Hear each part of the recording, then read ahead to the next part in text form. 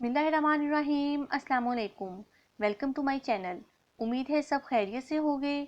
आज मेरी अम्मी कुकिंग कर रही थी तो मैंने सोचा कि आपके साथ रेसिपी शेयर करती जाऊं। आज हम बना रहे हैं करेला दाल चना।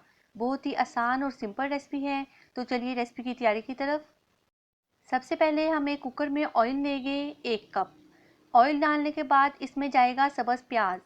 सब्ज़ प्याज हम यहाँ पर ले रहे हैं 3 कप। आप चाहे तो इसमें दूसरा प्याज भी ऐड कर सकते हैं। आजकल सब्ज़ प्याज का सीज़न है तो इस वजह से मैं सब्ज़ प्याज यूज़ करूँगी।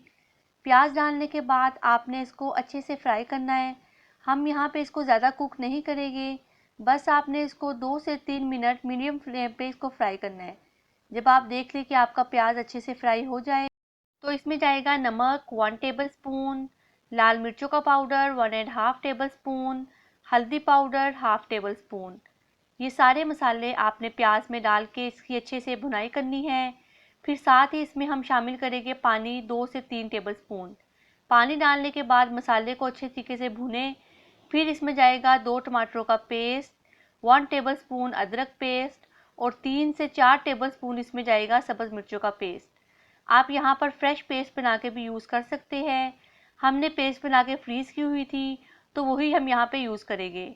इन सबको आपने इस प्याज में डाल के अच्छे तरीके से इसकी भुनाई करनी है, क्योंकि जितना ज़्यादा जो हमारा मसाला है उसकी भुनाई जितनी ही अच्छी होगी तो सालन जो है वो उतना ही टेस्टी बनेगा। अब हम इसमें शामिल करेंगे चने की दाल। 3 कप चने की दाल को आपने 2 घंटे के लिए पानी में भिगो के रख देना है।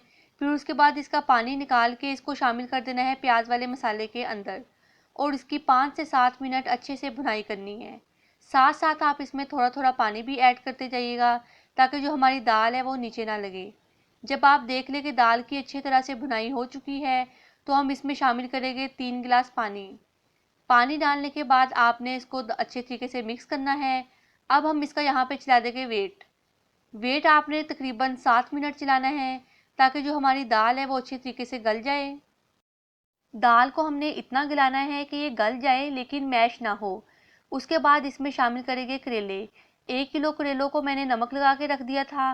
फिर उसको ऑयल में फ्राई करके ऑयल आपने इसका निकाल लेना है और करेले हम शामिल कर देंगे दाल के अंदर और आपने तकरीबन 10 मिनट के लिए इसको लो फ्लेम पे कवर करके रख देना है ताकि हमारे जो दाल और करेले हैं वो अच्छे तरीके से मिक्स हो जाए। यहाँ पर दाल करेला रेडी हो चुका है।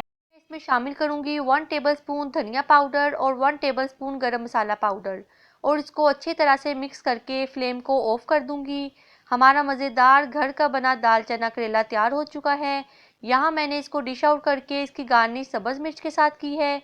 आप चाहे तो फ्रेश धनिया के साथ भी इसकी गार्निश कर सकते हैं। आप इस रेसिपी को घर पे लाजमी ट्राई करिएगा। आप चाहे तो इसको नान, खमीरी रोटी या घर की गरम गरम चपाती के साथ भी सर्व कर सकते हैं। मैं यहाँ पर खमीरी रोटी और दही के रायते के साथ इसको सर्व कर रही हूँ। अगर आपको मेरी वीडियो अच्छी लगे तो इसे लाइक करिएगा, शेयर करिएगा और मेरे चैनल को सब्सक्राइब करना मत भूलिएगा। नेक्स्ट वीडियो के लिए अल्लाह हाफिज़।